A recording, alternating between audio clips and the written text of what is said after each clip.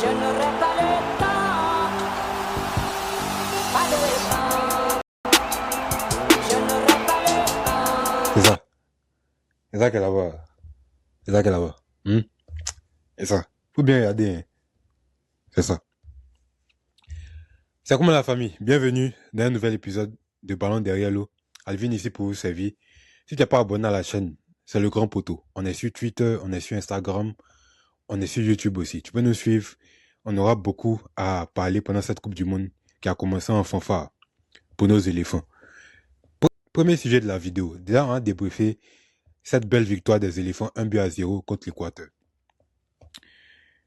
Commençons par le début. La composition des débuts de match.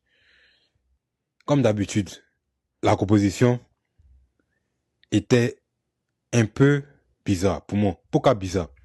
C'était pas une mauvaise composition, mais c'était bizarre parce que Bazoumana Touré, était à gauche et Yann Diomandé était à droite. C'est un gaucher à gauche et un droitier à droite. Moi, je m'attendais à ce que on mette Yann Diomandé à gauche et puis tout Traoré à droite pour pouvoir utiliser le fait que Yann Diomandé, bien sûr, est un droitier qui va jouer à gauche. Dans ce cas, il pourra pouvoir rentrer sur son pied droit. Et Bazoumana Traoré est gaucher, il pourra rentrer sur son pied gauche. Mais c'était un choix de l'entraîneur. Il a décidé de jouer comme ça. Bon, la première mi-temps n'était pas très bonne, dans le sens où l'Équateur avait la plupart des temps forts. L'Équateur avait le ballon. L'Équateur nous a dominé dans la possession. L'Équateur avait des occasions plus franches que nous en première période. Même si ça s'est rééquilibré au cours du match. Parce que Yann Diomandé,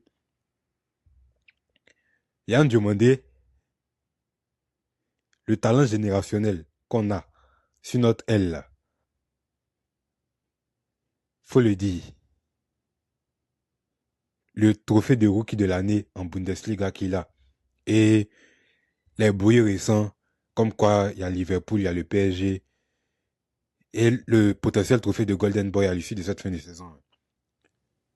Si toi tu t'assois encore à cette Coupe du Monde là, le premier match, et puis tu te dis que c'est pas mérité, c'est que toi, tu es un sorcier. C'est que toi, tu es un sorcier. Il n'y a aucun 1 contre 1 où les défenseurs de l'Équateur ont pu l'arrêter. Incapié. Incapié, les gens ont cité son nom comme, je ne sais pas s'il est devenu Roberto Carlos aujourd'hui. Incapié, on l'a mis sur côté de... Il était sur le côté de Yann Diomandé. Yann Diomandé est droitier. Droitier, sur son pied droit. Pour moi, tu as un avantage clair en tant que défenseur. Parce que le gars va pas rentrer. Si le gars peut rentrer sur son pied droit ou bien aller à gauche, tu as plus de difficultés. Mais généralement, quand il est droitier, il est obligé de jouer du côté de son pied droit, dribbler de ce côté. Mais malgré ça, Incapié ne pouvait pas l'arrêter. Parce que quand Yann Diomandé prend le ballon et il attaque sur son côté droit, comme côté gauche, c'est pareil. Il n'y a pas de baisse de niveau. Il n'y a pas de baisse de niveau. Le match qu'il fait, c'est... Il a donné un big up à vieux mon gars Jay-Z. Hein. Jay-Z, tu as fait le bon choix. Tu vois clair.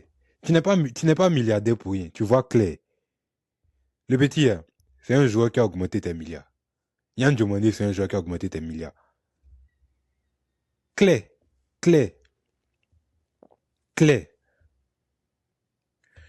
Autre satisfaction du match pour moi, Nicolas Pepe. Nicolas Pepe, notamment en seconde période. En seconde période, on a vu que les changements qu'on a apportés avec l'entrée d'Amad Diallo, le replacement à gauche de Yann Diomandé et l'entrée de Yohan Boni en pointe avec Inao au milieu de terrain. Déjà, on avait plus de maîtrise. La possession a basculé. En seconde mi-temps, la Côte d'Ivoire a dominé la possession. Dominé la possession complètement. Dans le 4-3-3, quand ils sont alignés, c'est-à-dire Inao, Seko, Kessié, en attaque avec Yann Diomandé à gauche et puis Amad Diallo. Il y a plus de maîtrise dans le jeu. C'est-à-dire de la défense à l'attaque. On a plus de capacité à garder le ballon, à euh, jouer un jeu de possession, à proposer du jeu de passe et tout. Pour moi, ça, c'est un point très positif pour l'équipe des Mets Faye. Ces changements-là, je pense que dans une autre circonstance, dans un autre match, on peut exploiter cette formation-là. Je pense pas que Faye va les mettre alignés en même temps titulaires. Parce que jusqu'à présent, là, nous tous, en tant qu'Ivoiriens, je pense qu'on sait que c'est la meilleure équipe qu'on puisse aligner qui est là. Mais Faye ne les a pas mis ensemble jusqu'à présent. Donc, je pense que c'est pas l'équipe que lui il pense qui est son équipe type pour débuter. Voilà. Parce que, en tant que fan, nous, on a notre équipe type, hein, mais le coach, lui, a ses choix à faire. Voilà. Notre milieu de terrain, notre double pivot, c'est Fofana Kessié. C'était un match mitigé. Mitigé dans le sens où j'ai pas craché sur Kessié ni Seko Fofana ce match-là. Pour moi, ils ont été impactants dans le contrôle, dans la maîtrise, quand on avait le ballon et tout. Ils ont montré ce qu'ils devaient montrer. Je pense que en première mi-temps, ils n'étaient pas dans les bonnes dispositions. Parce que je pense que quand on les met en double pivot, c'est un peu compliqué physiquement pour eux de pouvoir recouvrir tout le milieu là. Voilà, tout le milieu de terrain. Je pense. En seconde mi-temps, on était bien meilleur au milieu de terrain. Je pense qu'aussi c'est parce que Pépé, par rapport à la première mi-temps, était Pépé était un peu plus en retrait. Ce qui a changé le cours du match. Parce que quand Pépé, même contre le match contre la France, il revenait pousser le bloc offensif en proposant du jeu au milieu de terrain, en proposant une possibilité de passe. Ça a changé le cours du jeu. Parce que Pépé, il peut évoluer en tant que 10. Il peut évoluer en tant que 10 parce qu'il a la technique, il a la capacité à dribbler et tout. Donc, le 11 de la deuxième mi-temps, c'était autre chose. J'apprécie toujours les changements que Emes Faye fait en cours de match. Parce que ces changements-là, qu'on le veuille ou non, à chaque fois qu'il change, on gagne le match. Mais en même temps, la question qu'on se pose toujours, est-ce qu'on peut pas gagner le match dès la première mi-temps? Quand tu regardes comment l'Équateur joue et tu regardes les possibilités qui sont créées, je ne pense pas que l'Équateur était une équipe qui était imprenable pour les éléphants même en première mi-temps. Parce que malgré leur domination de la première mi-temps, on arrivait à se créer des occasions franches. On arrivait à profiter de nos positions quand on avait le ballon. Ça prouve qu'il y a un fort potentiel qu'on a au sein des éléphants. Je pense que le 11 de première mi-temps, nos 11 types n'exploitent pas ce potentiel-là. Mais l'important, c'est la victoire aussi. Voilà. Moi, Faye, j'ai toujours dit, c'est un coach que moi j'apprécie. C'est un coach que, c'est un de mes coachs préférés. Pour te dire, les changements qu'il fait, la manière dont il a changé la culture ivoirienne. Quand il dit culture au niveau du football, c'est une Côte d'Ivoire qui, depuis la CAN, nous, en tant qu'éléphants, on savait que nos éléphants, quand généralement ils sont menés, ils ont du mal à revenir dans le match. Mais depuis la CAN, c'est une autre culture qui est au sein de notre équipe. On a la capacité à changer le cours du match. On a la capacité à pouvoir créer du jeu, même en étant dominé. Quand on voit que ça va pas, on se décourage pas. C'est un truc que, ça, moi, je pourrais jamais enlever ça à l'entraîneur. Voilà. La défense centrale avec Senghor, Guela, Agbadou et Ghislain Konan. Jusqu'à présent, on prend pratiquement pas de but. Cette défense-là, elle est vraiment, vraiment bonne. Vraiment, vraiment bonne. Les centraux font un match impeccable. Agbadou et Senghor dans la relance, dans la récupération. Ils sont présents dans les 1 contre 1. Ils vont chercher l'adversaire très loin du but. On a vu à maintes et maintes reprises pendant le match Wilfried Senghor fait un marquage individuel contre sur Ener Valencia. Jusqu'à même le taper à plusieurs reprises et tout. Voilà. Senghor, en seconde mi-temps, quitte la défense centrale, passe latéral, fait une accélération vers l'attaque. Il délivre un caviar à Amad Diallo. Senghor, il est comme couteau suisse. Mets-le défense centrale. Mets-le à latéral droit. C'est la même chose. C'est la même chose. C'est la même chose. Un couteau suisse. On va encourager Bazoumana Traoré. Il réalise pas un match incroyable. Bon, les compositions d'avant-match, moi je me disais que Faye allait le mettre plutôt à droite et privilégier Yann Diomandé à gauche pour que Bazoumana Traoré puisse rentrer sur son pied gauche, voilà, depuis la droite. Mais le coach a décidé autrement, voilà. C'était un match compliqué. Et en même temps, il faut qu'on comprenne un truc, hein, dans les systèmes où on met gauche à gauche et puis droitier à droite, là, tous les ailiers ne se retrouvent pas forcément dedans. Tous les ailiers ne se retrouvent pas forcément dedans parce que tout le monde n'a pas la capacité à dribbler sortant, en fait. Voilà, tout simplement. Tout le monde n'a pas cette capacité, malheureusement. Toi, belle victoire des éléphants. Euh, je m'attends à ce que le prochain match contre l'Allemagne, ce soit la même chose. Ce soit la même chose. Je n'ai pas peur de l'Allemagne. 7-1 contre Curaçao, c'est bien bon. Ouais. C'est bien beau. Contre la 82e nation FIFA, c'est bien beau. Bravo à vous. Bravo à vous. Mais ça sera autre chose de jouer contre les éléphants. Ce samedi. Oui. Oui. Ça sera autre chose. Je vous vois faire même chose. Même chose que vous avez fait contre Curaçao là. Je vous vois faire ça contre les éléphants. Marquer 7 buts contre les éléphants. Je vois ça. Je vois ça. Je vois ça.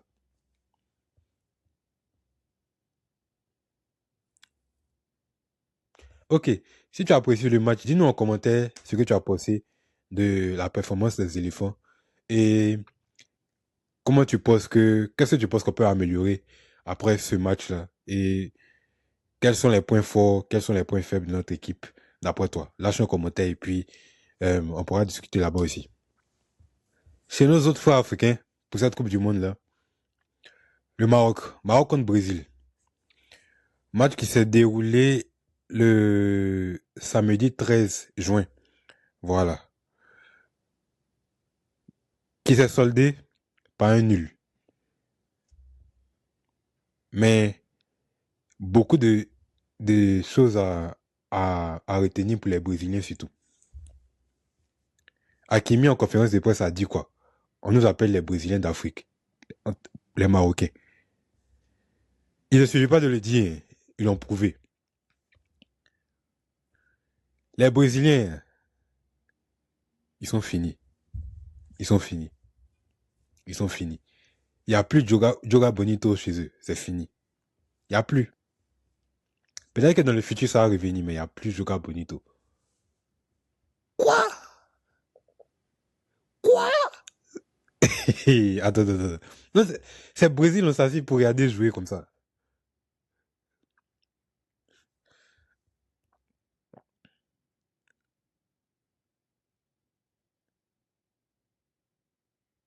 Aujourd'hui, au Brésil, tu as pratiquement plus de jeux techniques, plus de jeux où on combine, plus de jeux de passes, et puis plus de beaux jeux, tout simplement. Plus de beaux jeux.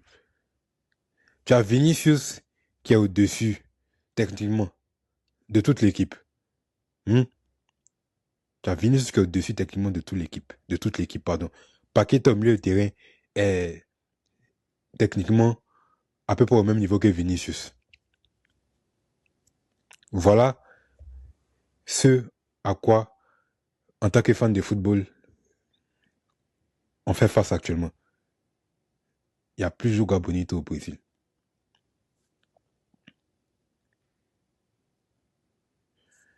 Je me souviens de quand Ancelotti venait au Brésil.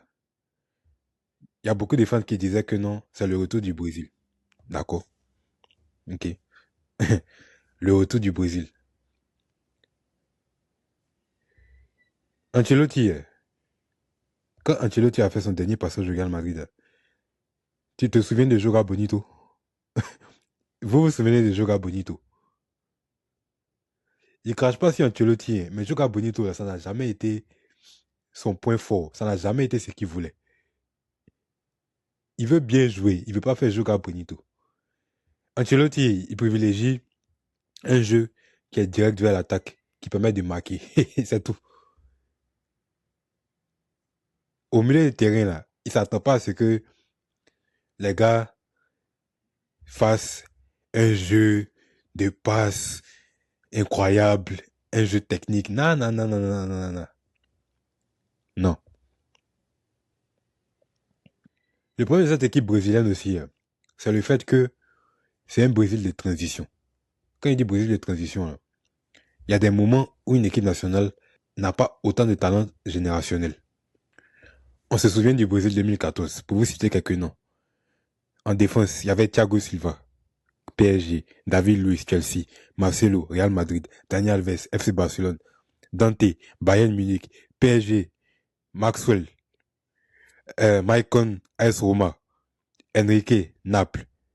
Au milieu du terrain, il y avait Luis Gustavo, Oscar, Paulinho, Ramirez, Willian, Hernanes. Il y avait tous ces joueurs-là, à cette époque. Le Brésil, actuellement, là, c'est un Brésil de transition. En même temps, il faut manager ce que vous espérez. En tant que fan du Brésil, là, manager ce que vous espérez. Ne pensez pas que cette équipe du Brésil là va remporter la Coupe du Monde. Je ne crois pas. Je ne crois même pas même. Je ne crois même pas même. Pour moi, le Maroc a une bien meilleure chance de remporter la Coupe du Monde que cette équipe du Brésil. Oui. Et pour moi, le Maroc est bien meilleur que cette équipe du Brésil. Je pense que si ce match-là, ils l'ont démontré.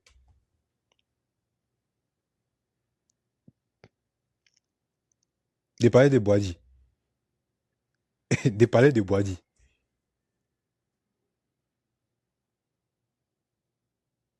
Sergio Busquets sont marocains. Il dit, attends, le gars prend le ballon au milieu du terrain. Il prend le ballon au milieu du terrain. Tu fais pressing, ça sert à rien. Il regarde le match, il voit Casemiro en train de se battre pour sa vie sur le terrain.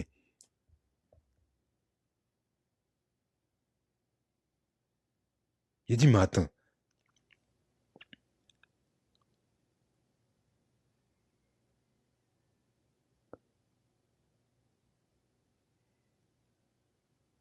Et moi, ce qui me fait mal,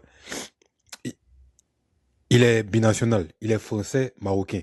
Comme il a choisi Maroc, les gars il ne sera pas marketé à sa juste valeur. Parce que quand tu n'es pas français, enfin, quand tu choisis pas la France, là, ton projet marketing est annulé. Ton projet marketing est annulé. Mais Boadi, là, est-ce que Chouameni peut le regarder dans les yeux? Je suis désolé. Je suis désolé. C'est une pique lancée au Madrilène. Hein. C'est une pique qui est lancée au Madrilène. Est-ce que Chouameni peut regarder Boadi dans les yeux? Quand même. Faut qu'on arrête. Faut qu'on arrête.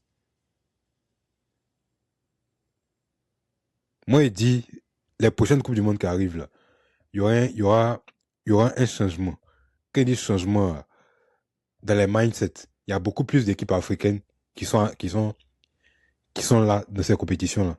Parce que justement, ils ont changé le format. Donc, il y a beaucoup plus d'équipes africaines qualifiées.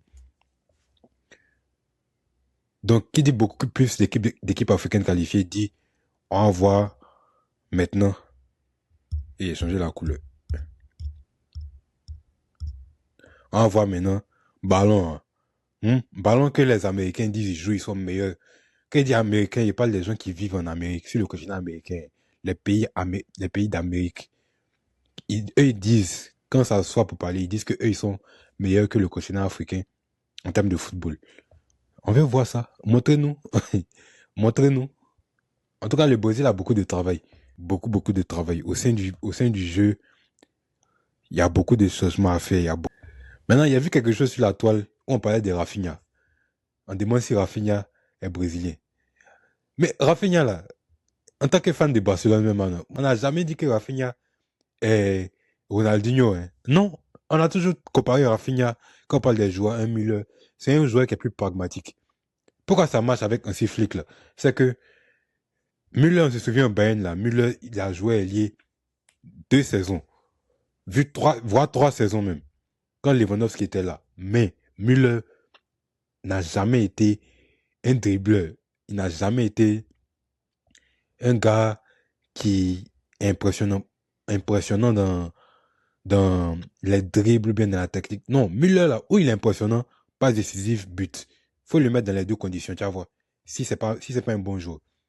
Rafinha, là, c'est un ailier pragmatique. C'est un ailier, il ne dribble pas beaucoup, il n'est pas bon dans le dribble, tout le monde sait ça. Mais Rafinha, là, il va te marquer le but, il va te faire la passe décisive dans le dernier geste. Il sera là à la construction et puis au pressing. Comme Müller, justement. Comme Müller, justement. Donc, ceux qui s'attendent à ce que Rafinha fasse Joga Bonito là-haut, pardon, faut laisser. Faut pas payer ticket pour aller voir Rafinha faire Joga Bonito. Moi, mais te demande pardon en tant que Barcelonais. Non. Mais c'est un grand joueur par sa capacité à être bon dans les derniers mètres, à donner la bonne passe, à avoir un bon QI sur le terrain. C'est tout. Voilà, nous, c'est ce qu'on a apprécié sur ce début de Coupe du Monde. Les deux pays africains qui sont le Maroc et la Côte d'Ivoire ont déjà montré de belles choses. Voilà, on les attend loin de cette Coupe du Monde-là. Lâche-nous en commentaire ce que tu penses de la performance marocaine et dis-nous ce que tu as pensé de Boadi aussi. Personnellement, lâche un commentaire sur Boadi. Lâche un commentaire sur Boadi. Vous le savez, le mercato ne s'arrête pas, même pendant la Coupe du Monde. Voilà. Et du côté des Madrilènes, on a des nouvelles qui sont satisfaisantes pour eux. En même temps, on se pose la question. Ces gars-là, ils ont quel problème? Comme on le dit, l'imitation est la plus grande flatterie. Ça, c'est vrai. Mais quand même, faut arrêter. Donc, Florentino Pérez a décidé ce mercato-là de ne prendre que les joueurs où le Barça montre un intérêt. C'est une coïncidence ou bien c'est juste que les joueurs-là sont bons et que, comme ils sont bons, le Real veut les prendre. Ou bien c'est parce que le Barça veut les prendre que le Real va les prendre. Question que je me pose. Cucurella est le dernier joueur qui va signer au Real Madrid. Il vient pour, selon Fabrizio Romano, un montant de 60 millions d'euros que le Real va payer à Chelsea. Précédemment, le Real avait déjà signé Konaté libre, Bernardo Silva libre aussi.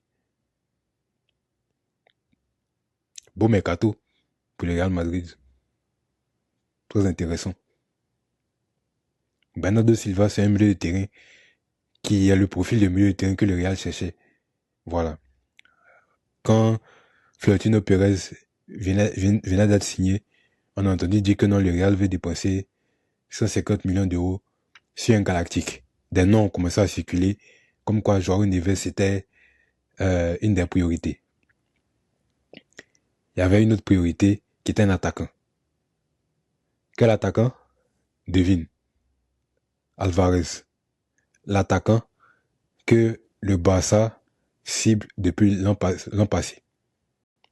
Le Real a même envoyé une offre qui a été rejetée. Et ils n'ont pas rebondi dessus. Bon. J'ai dit, mais attends. Qu'est-ce qui se passe chez nos confrères les Madrilènes?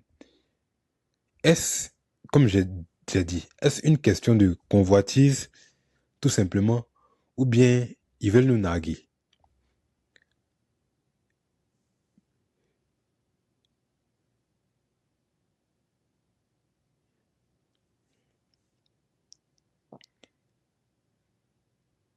Dans le cas d'Alvarez, j'ai l'impression qu'ils veulent nous narguer parce que Alvarez, c'est un attaquant de pointe. Où il va venir jouer au Real Madrid? Mbappé, c'est cet attaquant titulaire du Real Madrid en pointe, non? Vinicius à gauche. Donc, si tu prends Alvarez, où il va jouer? C'est la question que je me posais depuis un temps. Mais dit,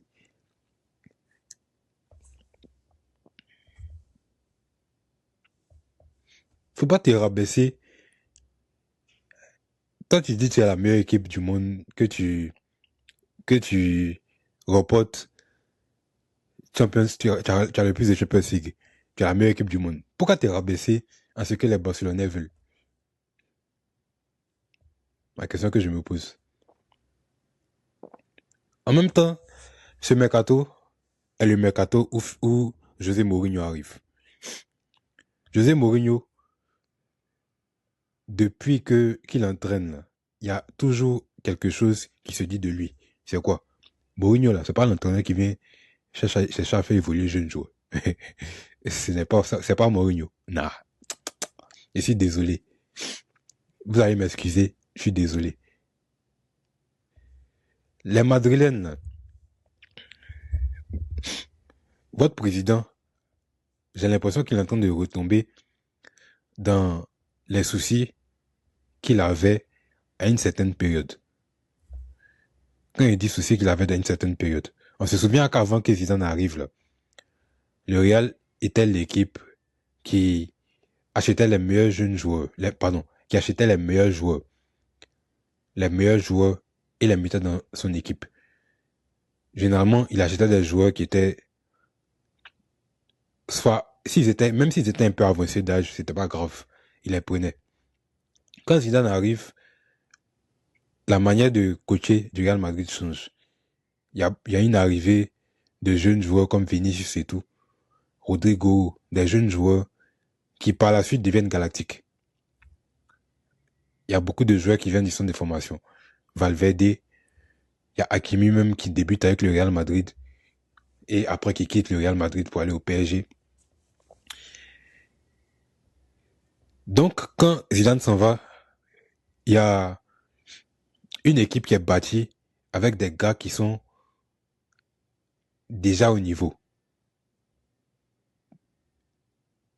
Il remporte la Champions League avec Vinicius et Benzema. Une équipe qui est bâtie autour de jeunes joueurs et de joueurs âgés. D'accord. Quand Zidane s'en va, Ancelotti revient. Quelques années après. Quand Ancelotti revient, il a une équipe qui est, si tu veux, les nouveaux galactiques. Mais la différence de ces galactiques et d'avant, c'est que dans ces galactiques-là, il y a beaucoup de joueurs qui sont passés par les centres de formation. Ce qui fait une force, je pense, aussi du Real Madrid à ce moment-là. Il y a des joueurs qui se connaissent, il y a des joueurs qui grandissent ensemble. Ancelotti s'en va, il prend Xabi Alonso. Je me dis que le Real est toujours dans cette optique-là. Même si le Real prend un jeune joueur comme Hausen, dans la défense centrale, je me dis que le Real a quand même fait sortir des Asensio, il y a des Fon Garcia qui sont là. Donc, il y a un renouveau du Real Madrid qui, moi, me plaît bien. Tu as beaucoup de joueurs espagnols, Carreras qui revient en Espagne et tout. Je me dis que ça va dans cette optique. Xabi Alonso viré. Point. Arbeloa de retour au Real Madrid en tant qu'entraîneur titulaire, enfin en tant qu'entraîneur de l'équipe première. En intérim, bien sûr, après l'éviction de Xabi Alonso. Point. Mourinho revient. Les joueurs qui arrivent sur ce mercato, c'est qui? Bernardo Silva, Cucurella, Konaté et Dumfries. Quelle est la particularité de ces trois joueurs? Parce que je ne vais pas mettre Konaté déjà. Konaté est un jeune défenseur, même s'il est confirmé, mais jeune. Ces trois joueurs sont des joueurs d'expérience. Dumfries, Cucurella, Bernardo Silva sont des joueurs d'expérience. Ce qui revient à la confirmation de ce que je craignais pour les Madrilènes. C'est que la jeunesse que vous aviez, dont vous vous réjouissez là, Mourinho est venu, faut faire confiance à des joueurs expérimentés. Bravo. Et je pense que tant qu'il sera là, vous allez aller encore dans cette optique. Aujourd'hui, tous les postes que le Real Madrid, pour lesquels le Real Madrid a dépensé l'an passé, quand Xabi Alonso arrivait, sont doublés par des joueurs expérimentés. Et tous les joueurs que j'ai cités là, parmi eux, je pense que les 4 même vont débuter. C'est-à-dire, à gauche, tu avais Carreras et Fran Garcia qui jouaient le poste. Tu avais Mendy aussi, qui était troisième possibilité. Le Real aujourd'hui a 4 latéraux dans ce mercato-là. C'est vrai, ça vient de commencer. Mais il a dit que dans l'effectif, ils ont 4 latéraux. Il y a Ferland Mendy, il y a Fran Garcia et Carreras qui se jouent le poste en tant que première et deuxième option. Et puis tu as maintenant Cucurella. D'après vous, qui s'en va? Ça, c'est une question pour les commentaires aussi. Qui s'en va, qui reste? Parce que je pense qu'il y aura seulement 2 latéraux qui vont rester. Ok. En défense centrale, j'avais Hausen, que tu as pris. On nous disait que non, Hausen était le potentiel futur défenseur, dans le sens où c'est un potentiel Ramos pour le Real Madrid. Aujourd'hui, Hausen, pour moi, son avenir est certain. Quand il dit son avenir est certain, pas qu'il n'aura pas de temps de jeu, mais est-ce que Hausen est le titulaire? Je ne pense plus. Pourquoi? Tu as Militao, que tu le veux ou non, qui est la meilleure option défensive du Real Madrid. Tu as Rudiger, qui est décrié ces temps-ci, mais moi je pense toujours qu'il peut apporter quelque chose. Et tu as Konaté qui vient. Quelle est la défense du Real Madrid? C'est Konaté, Militao. Pour moi, la défense titulaire, c'est Konaté, Militao. Ça veut dire que Hausen est relayé sur le banc. Tu me diras, les grands clubs ont de la concurrence. Ok. Pour moi, c'est un argument qui se tient. Je vais même pas discuter cet argument-là, parce que si tu me dis ça dans un débat, il y a mes thèmes, puis tu as raison. Les grands clubs ont besoin de concurrence. Au poste de latéral droit, tu as fait venir Alexander Arnold comme galactique. Ok. Maintenant, tu t'en as pour Dumfries. Qui est titulaire, qui est remplaçant? Question qu'il faut se poser. Mais en termes de profil, tu as un qui défend de manière nonchalante. Et puis tu as un qui fait tout, qui défend et qui attaque. Mourinho, là, c'est un gars, là. Ce que Arnold fait, là, ça va pas passer. Qui sera titulaire? C'est certainement Dumfries. Donc, je reviens à ce que j'ai dit. Les joueurs qui sont arrivés l'an passé, tu as déjà changé tous ces changements-là. Pourquoi? Parce que ta saison passée est mauvaise.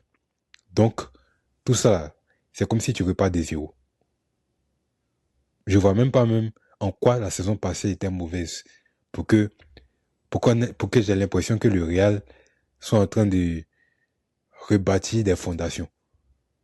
Quelle fondation même tu rebâtis? Tu as une équipe qui est jeune, une équipe qui a du potentiel. Mais tout dépend de ta direction, comment il fonctionne. Florentino Pérez, il est en train de faire un pari actuellement sur cette arrivée de Mourinho. Moi, comme il a dit dans une vidéo précédente, je ne crois même pas en cette arrivée de Mourinho là. Je ne crois pas que Mourinho est l'homme de la situation. Qu'il le soit ou pas, c'est pas mon problème. Mais je ne crois pas qu'il est l'homme de la situation. Les Madrilènes le pensent. Je veux bien voir. Je veux bien voir quand la saison va commencer ce qui se passe. Mais en tout cas,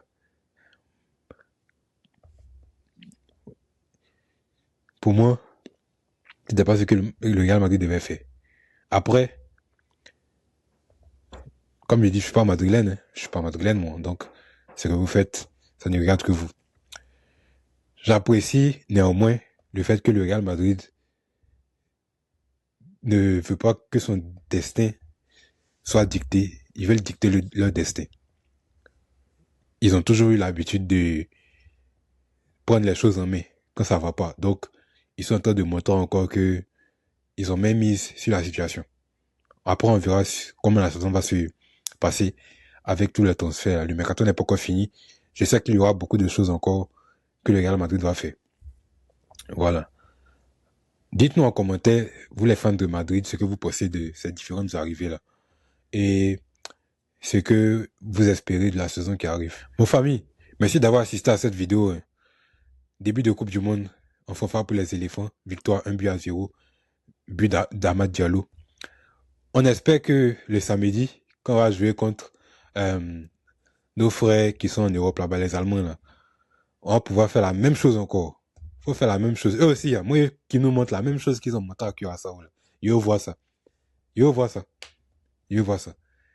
Donc, merci d'avoir assisté à cette vidéo. On est ensemble, c'est famille, c'est Alvin ici pour te servir. Il faut t'abonner à la chaîne. Il faut nous suivre sur nos réseaux sociaux, Instagram et Twitter, Le Grand Poteau. On est ensemble pour une prochaine vidéo.